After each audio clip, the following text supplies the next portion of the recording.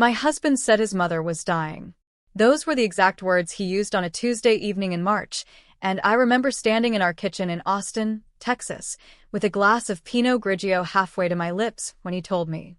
So he packed our 4-year-old son into the car and drove 6 hours away to his mother's place in San Antonio, and for 11 months, I believed every single word that came out of his mouth. I sent money, thousands of dollars. I rearranged my entire life around doctor's appointments I never witnessed and medications I never saw the prescriptions for. I stayed home, kept the house running, managed our mortgage payments through Chase Bank, and maintained the illusion that my marriage was still intact even though half of it was missing. Until the day I showed up unannounced with homemade soup and a heart full of guilt for not being there sooner. What I saw behind that door made my stomach drop so hard I thought I might actually get sick right there on the porch. Because his mother wasn't sick. And my son wasn't where I thought he was. And the lie had already cost us almost $40,000 that we didn't have to spare. If you're listening right now, help me prove something wrong. My mother said I wouldn't even reach 1,000 subscribers, but I believe stories like this deserve to be heard. Help me show her that these tales matter. Please subscribe to Olive Revenge Stories, and let's keep breathing life into stories that were never meant to stay silent. Now, let's continue. Before we go further, let us know in the comments where you're watching from. I read every single one. And if you're still here with me, that means you understand that trust is the most valuable currency in a marriage, and sometimes it takes losing everything to realize how much it was actually worth. My name is Rebecca, and this is what happened to me when I stopped asking questions and started doing something instead. At the time, I thought I was being supportive. I thought I was being the kind of wife that people talk about, the selfless one, the understanding one, the one who doesn't make a fuss when her husband needs to be there for his family. Looking back now, every red flag was already there, waving at me like a woman drowning in a pool, begging for someone to notice that something was terribly wrong. But I ignored them. I rationalized them. I convinced myself that I was overthinking things, that grief and stress could explain away anything, that a marriage like ours, stable, ordinary, middle class, the kind they show in commercials where everyone's drinking coffee and checking their phones, couldn't possibly be hiding something this dark. My husband's name was David. We'd been married for 13 years at that point, and we'd built a life together that looked exactly like what you're supposed to build when you follow all the rules. We had a house with a mortgage from Wells Fargo that we were paying on time. We had joint accounts and shared financial goals. We talked about retirement in a way that felt real and achievable. We had date nights planned 3 months in advance, and we actually kept most of them. We had friends over for barbecues in our backyard, and we had the kind of relationship where people would say things like, "You two are the real deal," and David would squeeze my hand under the table, and I would feel lucky. I felt lucky. That's the part that hurts the most now, knowing that I was happy while he was building an entire second life in another city, and I didn't even know to be suspicious. What bothered me most wasn't the money. It was how careful he was becoming. The first phone call came on a Tuesday evening, the kind of March evening where the weather in Austin starts to feel like it might actually become summer. David called me from his car, and his voice was different, tight, controlled, like he'd rehearsed what he was about to say, but was still terrified he might get the delivery wrong. His mother was sick, he told me. Very sick. The doctors weren't sure exactly what it was yet, but it was serious, and she didn't have many people around her, and could he drive up to San Antonio that weekend to be with her? Of course, I said. Of course you should go. I didn't know it yet, but the distance he insisted on maintaining was the foundation of everything that followed. He started making trips every other weekend, then every weekend, and then eventually he just stopped coming home on weekdays at all. It made sense at first. His mother needed him. She was getting worse, not better. The illness had no name, which seemed strange in retrospect, but which I accepted without pushing because I didn't want to be the kind of wife who demanded specifics when someone was dying. The money started with gas. $50 here, $75 there. Then groceries, because his mother wasn't eating well, and he wanted to make sure she had the nutrition she needed. Then medications, expensive ones that insurance wouldn't cover because the diagnosis was still somehow unclear even after weeks of him being there. He never mentioned hospital names. He never talked about specific doctors. The backgrounds on video calls were always controlled, carefully framed, so I could only see a portion of a room, never enough to identify where he actually was. I didn't realize that once the money started flowing, it would never stop. It became a pattern as reliable as the sunrise. Every Monday morning, he would text me asking for money. Sometimes it was for her medication. Sometimes it was for her bills. Sometimes it was for a new medical treatment that he'd researched and wanted to try. The amounts grew slowly at first. $50 became $100, became $200, became $500. I had access to our bank accounts. I could see every withdrawal. I could have stopped it at any time, and sometimes I think about what might have changed if I just put my foot down and said, no, this doesn't add up, we need to talk about this differently. But I didn't. I transferred the money. I made excuses to myself about why it was necessary. I calculated how much longer I could keep this up before we started taking from our emergency fund, and I told myself that it would only be a few more months. His mother would either get better or she wouldn't. One way or another, this couldn't last forever. Trips became longer. He started taking our son with him on these trips, which initially made me feel better about the whole situation because at least he wasn't alone up there, at least he had family around him, at least his mother got to spend time with her grandson before the illness took her. I didn't realize he was being used. I didn't understand that a 4-year-old child could be weaponized in a lie, that his presence would make everything seem more normal, more innocent, more necessary. The excuses got more rehearsed the longer this went on. He would tell me one story about his mother's condition on Monday, and then when I asked about it on Friday, the details would be slightly different. Not dramatically different, just enough that I'd notice but not enough that I could prove he was lying. A slip-up about dates. A background noise that didn't sound like it belonged in a sick person's house. A receipt that didn't match the story about what he'd spent money on. These things accumulated like small stones in a pocket, and I carried them around with me, getting heavier and more uncomfortable the longer I didn't do anything about them. I told myself that I was overthinking things. I told myself that grief and stress could explain away anything. I convinced myself that a marriage like ours couldn't possibly be hiding something this dark. But what really bothered me was how careful he was becoming. He started keeping his phone with him at all times. He started taking calls in the garage instead of in the house. He started coming home with explanations already prepared for questions I hadn't even asked yet. That's when I finally did something I had never done before in our 13 years of marriage. I stopped asking questions. And I made a plan.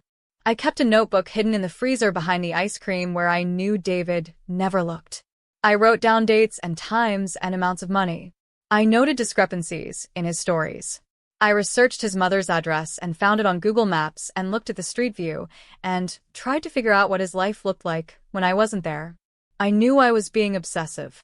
I knew I was crossing lines that couldn't be uncrossed. But something inside me had shifted from trusting to needing to know, and once that switch flipped, I couldn't turn it back off. The decision to show up unannounced came on a morning when David had told me he would be in San Antonio until Friday, and then I found a credit card receipt at the mall for a women's clothing store at Lakeline in Austin, right here in our city, dated for that same day. My hands started shaking. I told my boss I had a family emergency and left work at 11 in the morning. I drove to my sister's house and asked her to watch our daughter, and I didn't tell her why. I just said I needed to go to San Antonio for a few hours, and I would explain everything when I got back.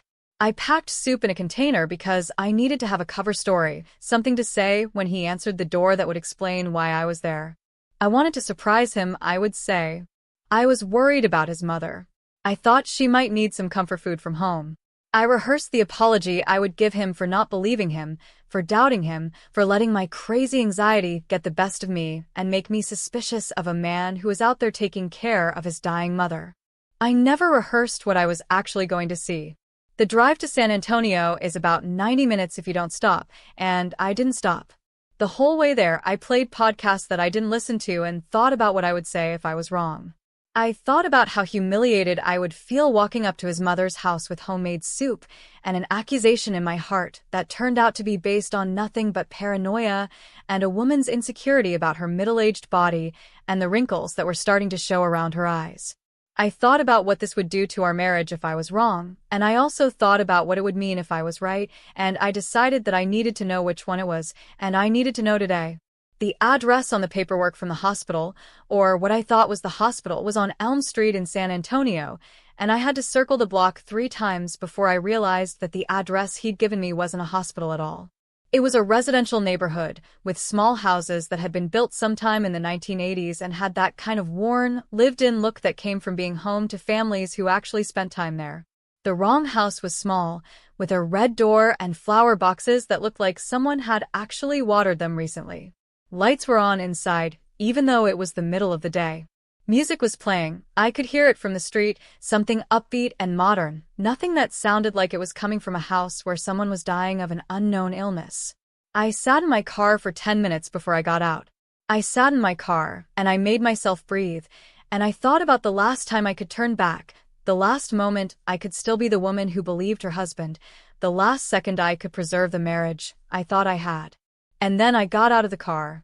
I walked to the door. I knocked. My son answered. Not David. Not David's mother. My 4-year-old boy, Marcus, opened that door, and he looked confused to see me standing there on the porch, and the confusion on his face was the most devastating thing I've ever seen because it meant he'd been here long enough to forget that I existed. My son didn't look excited. He didn't throw his arms around me.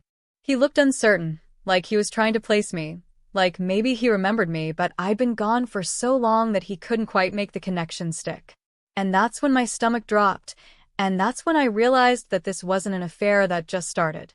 This was a second life. David came down the stairs behind him, and he was wearing clothes I'd never seen before, and his hair was cut differently, and he was tanned in a way that suggested he spent a lot of time outside doing leisure activities instead of sitting by his dying mother's bedside.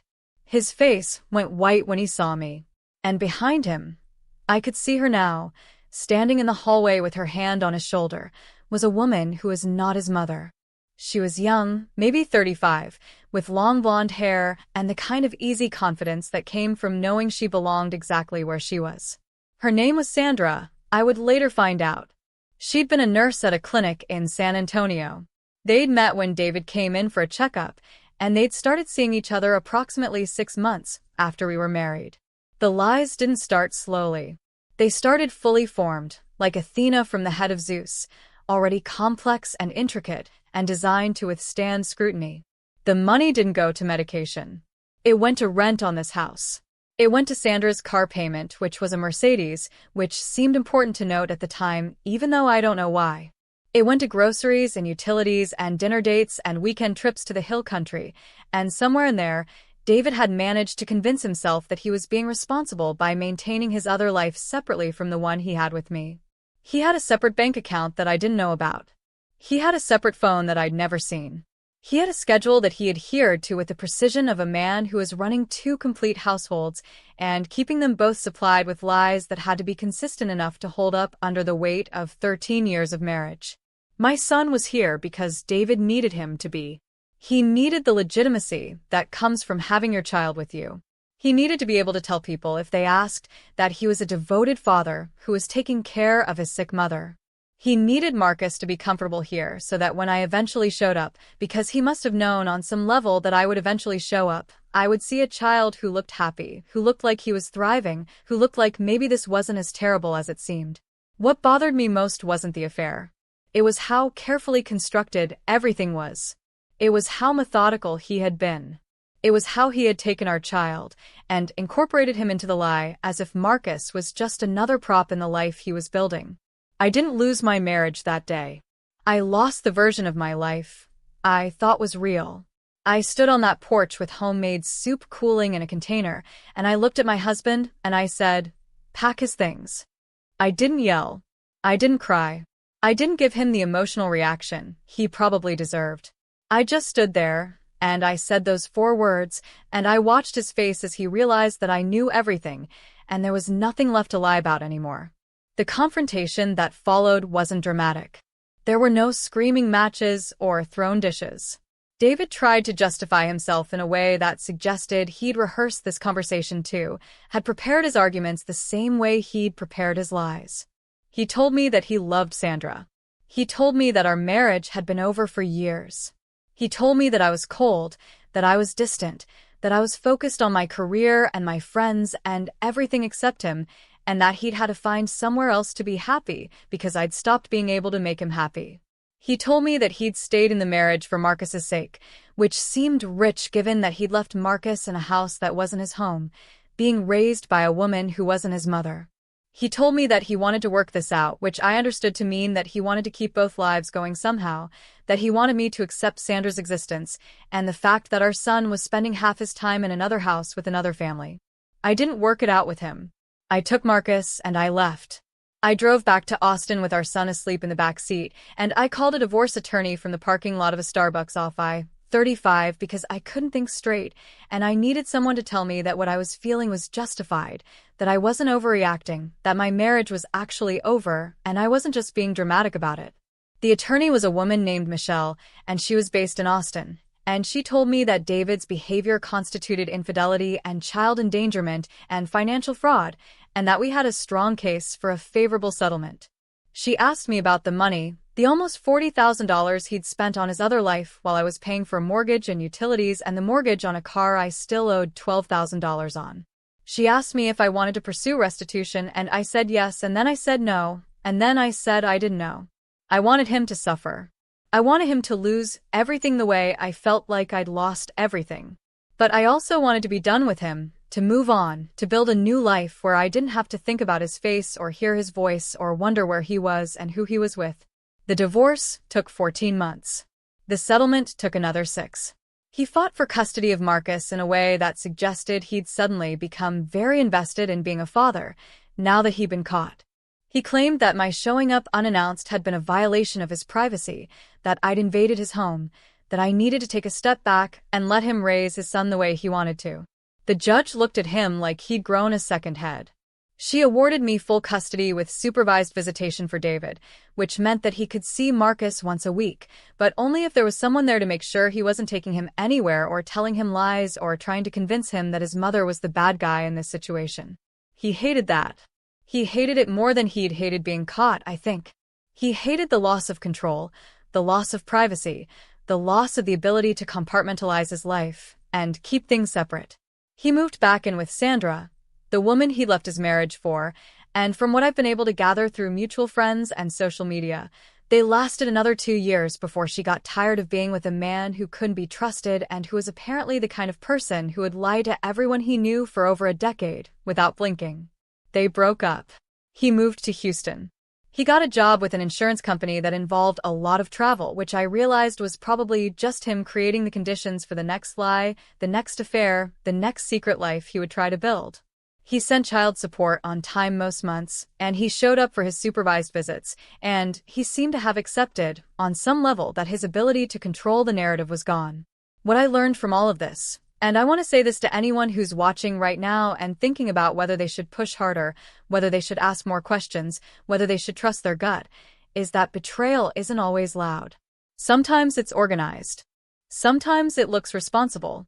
Sometimes it wears the face of a man who's taking care of his dying mother, and it sounds like self-sacrifice, and it feels like you're being selfish for wanting him to be present in his own marriage. Sometimes the biggest lies are the ones we tell ourselves about the people we've chosen to believe in. I would tell someone watching this right now that if something doesn't feel right, it's probably not right.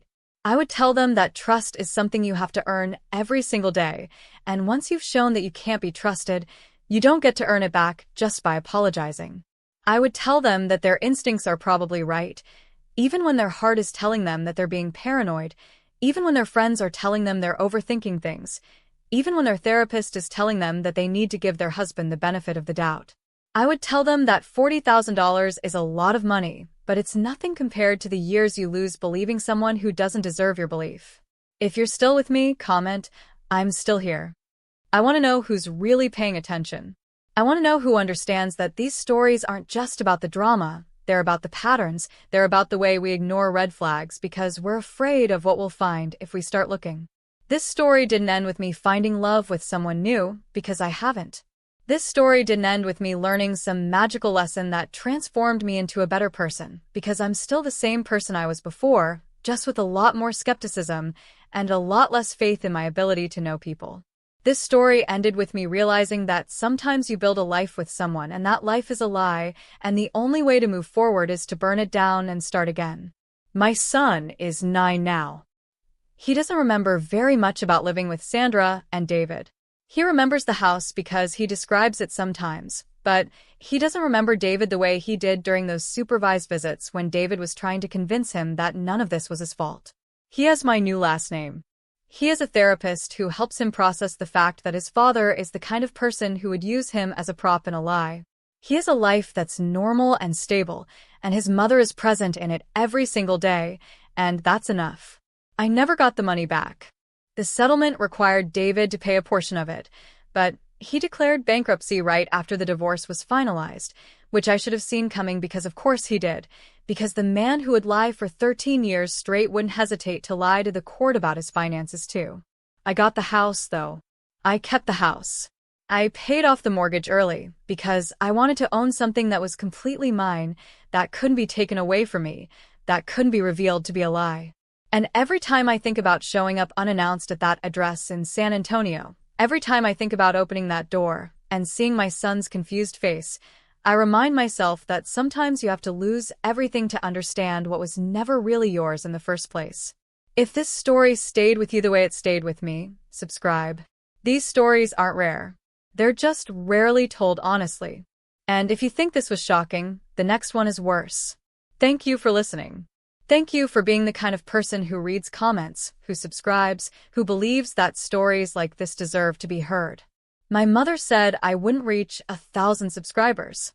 So far, we're at several thousand, and it's because of people like you. Keep sharing. Keep commenting. Keep reminding me that the stories that were never meant to stay silent are the ones that matter the most.